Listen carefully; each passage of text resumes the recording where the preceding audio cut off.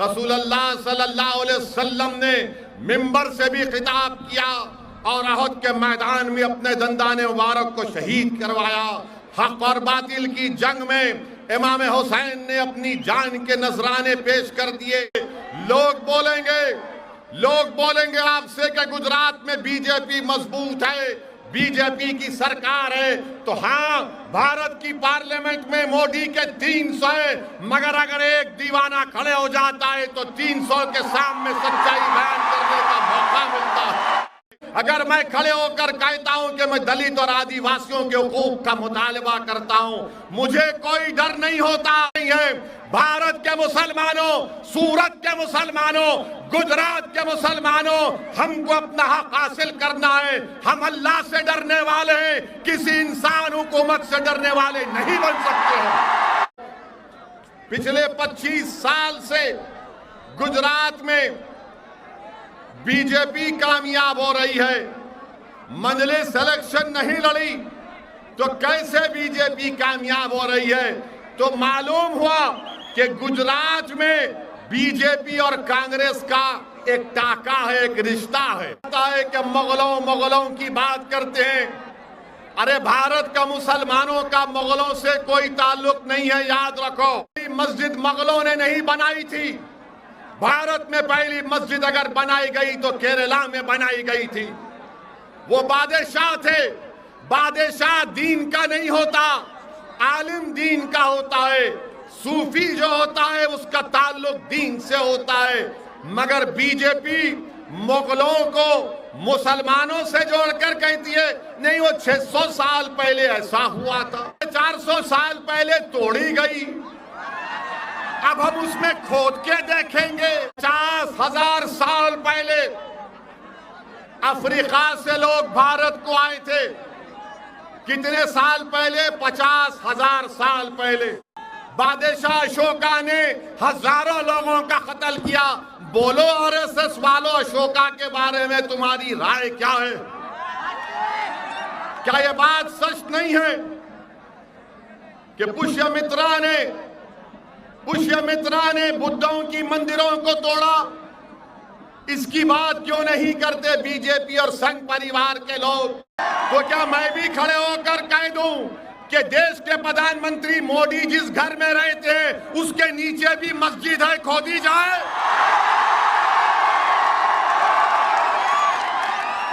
अगर तुम्हारी आस्था है तो मेरी आस्था नहीं है। ये देश आस्था पर नहीं चलता मोदी जी। ये देश चलेगा तो संविधान पर चलता था और चलता रहेगा।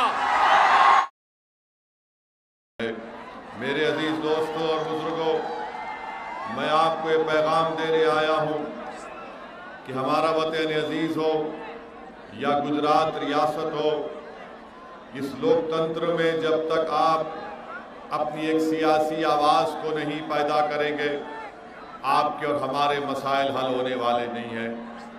आप याद रखिए मेरी इस बात को कि जमहूरियत की तल्ख हकीकत ये है कि जब तक आपके पास आपके वोट से आपके नुमाइंदे कामयाब नहीं होंगे, आपके मसाइल हल नहीं किए जाएंगे। अगर गुजरात में और वतन अजीज़ भारत में अल्पसंख्यक समाज के मुसलमानों को इस बात की शिकायत है कि हम पर जुल्म होता है, हमको दबाया जाता है, हमको बेजा जेलों में डाल दिया जाता है, हमको कारोबार से महरूम कर दिया जाता है, हमारे घरों को और हमारे कारोबार की जगहों को बुलडोज़र से तोड़ दिया जाता है। तो याद रखिए, आपको एक सियासी ताकत बनना है। मैं आपको खुलकर कह रहा हूँ कि सिर्फ मजम्मती बयानात से मसलों का हल नहीं निकलता, सिर्फ जज्बाती तकारीर से आपकी बीमारी का इलाज नहीं निकलता, सिर्फ नारों से आपकी आवाज़ और आपके मसाइल हल नहीं होते। जमहूरियत में अगर आप इस बात को तय कर लेंगे कि अब हम मुत्तहदा तौर पर अपना एक एक वोट अपनी पार्टी के नुमाइंदों के हक में डालेंगे, तो तभी जाकर आपकी आवाज़ को सुना जाएगा। सूरत की सरजमीन से मुझे आपके दरमियान में खड़े होकर बात करने का मौका अल्लाह ने फराहम किया। बताइए आज उन गरीब ठेला बंडी पर कारोबार करने वालों को उनकी बंडियों को हटाया गया क्योंकि वो अंडा बेचकर अपनी कमाई कमाते थे। उन गरीब बंडियों को हटा दिया गया जिन पर कोई चिकन बनाता था तो कोई मटन बनाता था, मगर हुकूमत ने ये कह दिया, हुकूमत ने ये कह दिया कि नहीं नहीं, तुम बंडी पर अंडा और मटन नहीं बेच सकते, तुम बंडी पर सिर्फ तरकारी बनाकर बेच सकते हो। मेरे अजीज दोस्तों और बुजुर्गों, ये संविधान के खिलाफ है, ये भारत के कॉन्स्टिट्यूशन के खिलाफ है। अगर सूरत में यहाँ पर आपके नुमाइंदे होते तो इस हरकत के खिलाफ, इस गलत फैसले के खिलाफ आवाज उठाते, बीजेपी के जुल्म के खिलाफ आवाज उठाते। मगर आज आप देखते हैं कि गरीब तो महरूम हो गया अपने कारोबार से, मगर कोई आवाज नहीं उठती है। मेरे अजीज दोस्तों और बुजुर्गों, मेरे गयूर नौजवान साथियों, याद रखो आप मेरी इस बात को, जब तक आप एक सियासी ताकत नहीं बनेंगे आपके मसाइल हल होने वाले नहीं है। गुजरात में आज मुसलमान 11% हैं और पटेल बरादरी के लोग भी करीब करीब उतनी उनकी आबादी है। मगर आखिर क्या वजह है? मैं गुजरात के मुसलमानों को पैगाम दे रहा हूं कि आखिर क्या वजह है कि पटेलों की आबादी मुसलमानों की आबादी के बराबर है, मगर असेंबली में उनकी नुमाइंदगी करीब 44 है और मुसलमान के सिर्फ 3 MLA जीत कर जाते हैं। सोचो गुजरात के मुसलमानों, अगर आप एक तारीख बनाना चाहते हैं तो मैं आपसे अपील करने आया हूं, इल्तिजा करने आया हूं, गुजारिश करने आया हूं कि एक हो जाओ, अपने अपने इख्तलाफात को बाजू रखो, मसलक चाहे तुम्हारा कुछ भी हो बराबर अपने मसलक पर चलो, मगर अगर इत्तेहाद के मज़ाहरे नहीं करोगे तो याद रखो जिस तरह उन बंडियों को हटा दिया गया, कहीं ऐसा ना हो कि तुम्हारी तारीख और तुम्हारी तहजीब को मिटा दिया जाए। अगर मसलक को जिंदा रखना है, शनाख्त को जिंदा रखना है तो सियासत में हिस्सा लेना पड़ेगा। और सिर्फ यह कह देंगे कि नहीं हम दुआ कर देंगे तो याद रखो सिर्फ दुआओं पर इक्तफा करने से कुछ नहीं होता, दुआ भी करना है और मैदान कारसाज में उतरकर अपने दुआओं के असर को देखना है। रसूलुल्लाह सल्लल्लाहु अलैहि वसल्लम ने मिंबर से भी खिताब किया और अहद के मैदान में अपने दंदान मुबारक को शहीद करवाया। हक और बातिल की जंग में इमाम हुसैन ने अपनी जान के नजराने पेश कर दिए ताकि हक को कामयाबी हो सके। अगर आप सिर्फ सोचते रहेंगे कि कैसे होगा क्या होगा, मेरे अजीज दोस्तों और बुजुर्गों, एक मर्तबा आप मजलिस इत्तेहादुल मुस्लिमीन को मजबूत करिए, सियासत में हिस्सा लीजिए।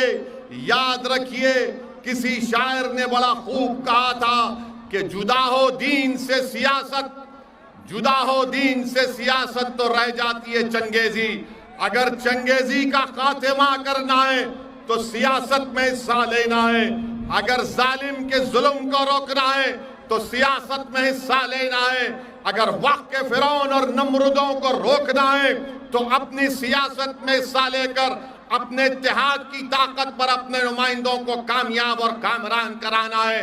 अगर कोई आपके दरमियान में आकर ये कहता है कि गुजरात की विधानसभा में अगर मजलिस इत्तेहादुल मुस्लिमीन के अरकान कामयाब हो जाएंगे तो क्या कर लेंगे, याद रखो गुजरात के मुसलमानों, याद रखो भारत के मुसलमानों, आप हुकूमतों को तब्दील नहीं कर सकते, आप अपने वोट से अपने नुमाइंदों को कामयाब कर सकते हैं। अगर कोई ये कहेगा कि अगर गुजरात की विधानसभा में मुसलमान अगर 5-10 मजलिस के कामयाब हो गए तो क्या होगा?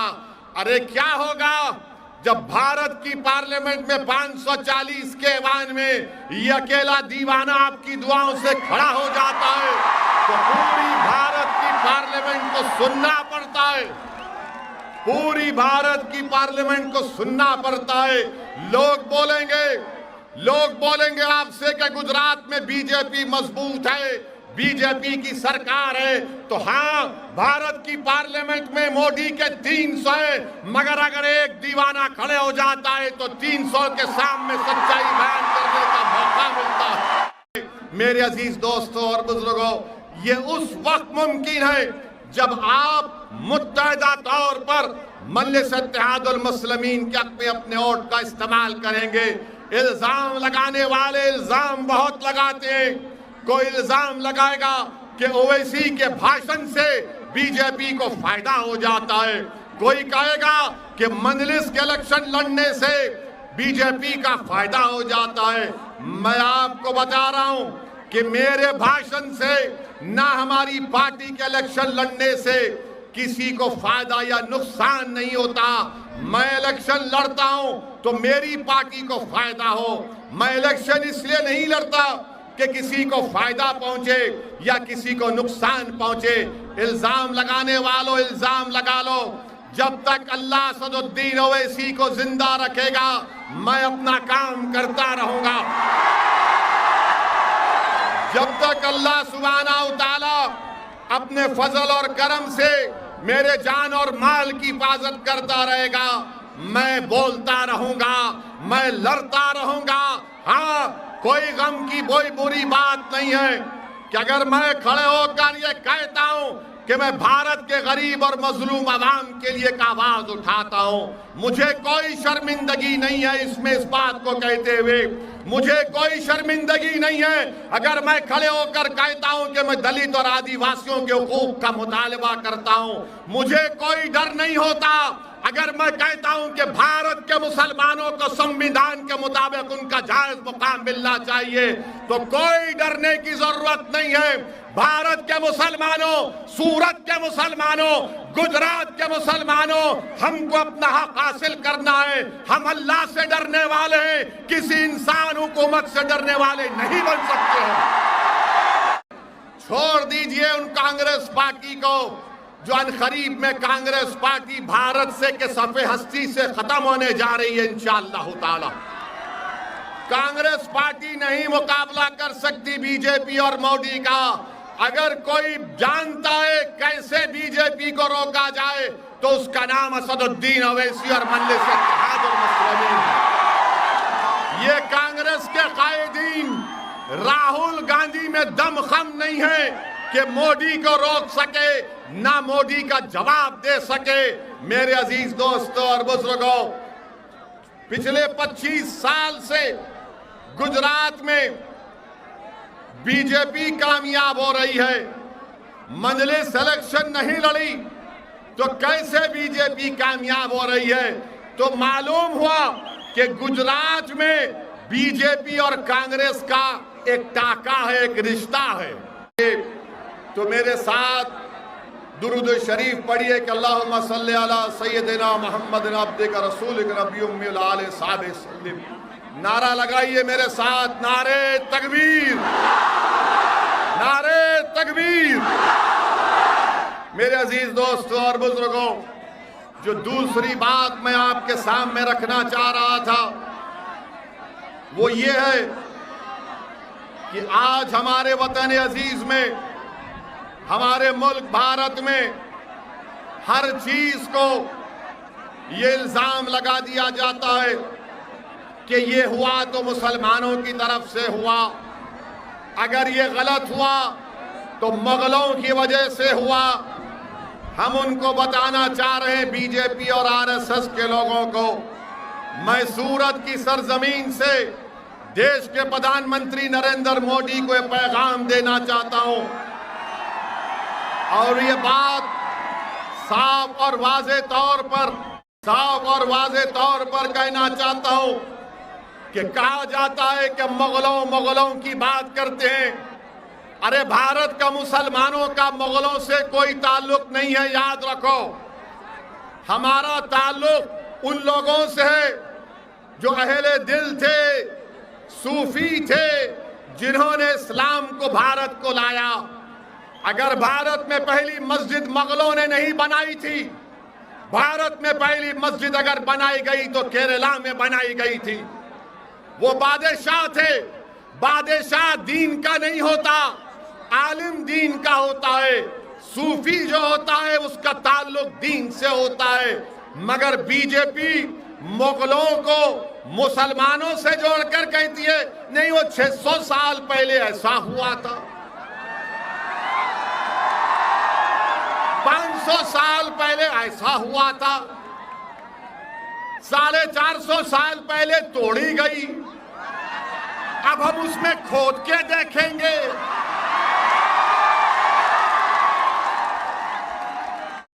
आप बताइए, भारत की तारीख क्या मुगलों से शुरू होती है? भारत, ये जो भारत बना, अगर कोई संगी आपसे कहेगा, कोई अगर मुसलमानों का दुश्मन आपसे कहेगा कि आज मुगलों की वजह से ऐसा हो रहा, तो उनसे पूछना भारत कैसे बना? 50,000 साल पहले अफ्रीका से लोग भारत को आए थे। कितने साल पहले? 50,000 साल पहले। 40,000 साल पहले ईरान से किसान आए थे।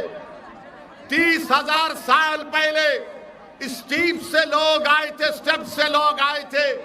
इसके बाद लोग आते गए तो भारत बना।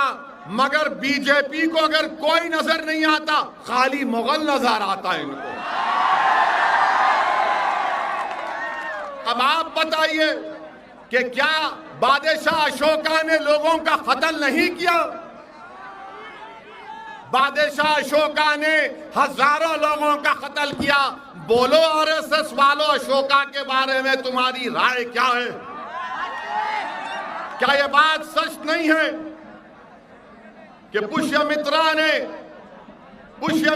ने बुद्धों की मंदिरों को तोड़ा?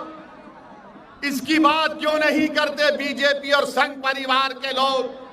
मगर बोलेंगे नहीं, ताजमहल के नीचे जाकर देखेंगे, ताजमहल के नीचे क्या मिलेगा आपको? नहीं, हम खोद के देखेंगे क्या मिलेगा। तो क्या मैं भी खड़े होकर कह दूं कि देश के प्रधानमंत्री मोदी जिस घर में रहते हैं उसके नीचे भी मस्जिद है, खोदी जाए?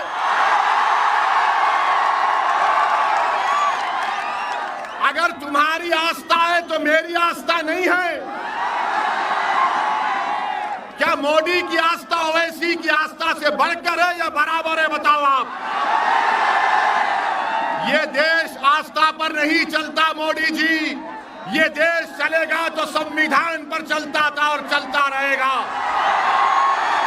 भारत का मुसलमान किराएदार नहीं है, हिस्सेदार है। आप ले जाकर मुगलों से मिलाते हैं। अरे मुगलों से हमारा रिश्ता नहीं था। वो मुगल जितने बादशाह थे उनकी बीवियां कौन थी? किससे शादी की थी उन्होंने? क्या उसका जिम्मेदार आप मुझे बनाएंगे? आप जाके पूछो औरंगजेब से मुझे क्या करना है। अब जाके पूछो अकबर से, जहांगीर से, शाहजहां से। और क्या मोदी जी, क्या आपने बहादुर शाह जफर की खबर पर फूल नहीं चढ़ाए थे? हमको जिम्मेदार, हाँ, मुगल अगर जिम्मेदार हैं तो यकीनन औरंगजेब जिम्मेदार है पेट्रोल की कीमत का। अकबर जिम्मेदार है बेरोजगारी का और शाहजहां जिम्मेदार है कीमतों में जो इजाफा हो रहा है। अब खुश हो गए बीजेपी वालों, हमने मुगलों को जिम्मेदार करार दे दिया, पेट्रोल का जिम्मेदार। कीमत अगर पेट्रोल की बढ़ गई मोदी जी तो औरंगजेब जिम्मेदार। नौजवान को नौकरी नहीं है तो अकबर जिम्मेदार। कीमतें बढ़ रही तो शाहजहां जिम्मेदार। ये जिम्मेदारी हम देने तैयार हैं। मगर अशोका को क्यों भूल गए? पुष्यमित्रा को क्यों भूल गए? इनके बारे में भी बोलना चाहिए ना। नहीं बोलेंगे तो आपको खुलकर कहना है कि हमारा ताल्लुक मुगलों से नहीं है। हाँ, वो बादशाह थे जो मुल्क पर हुकूमत किए, जिस तरह अशोका ने किया, जिस तरह कृष्णदेवराया ने किया, जिस तरह पुष्यमित्रा ने किया, उन सब ने किया, चंद्रगुप्त मौर्य ने किया, मगर आप ये मुगलों के पीछे पड़ गए और मुगलों को हमसे जोड़ते हैं। सुनो, अगर भारत का मुसलमान का किसी से ताल्लुक है, उसका ताल्लुक है अल्लामा फजल खैराबादी रहमतुल्लाह अलैह से। वो अल्लामा फजल खैराबादी जो काले पानी की सजा काटी और अपनी जान की अजीम कुर्बानी दे दी। सुनो संगियो, अल्लामा फजल खैराबादी ने अंग्रेजों से माफी की भीख नहीं मांगी।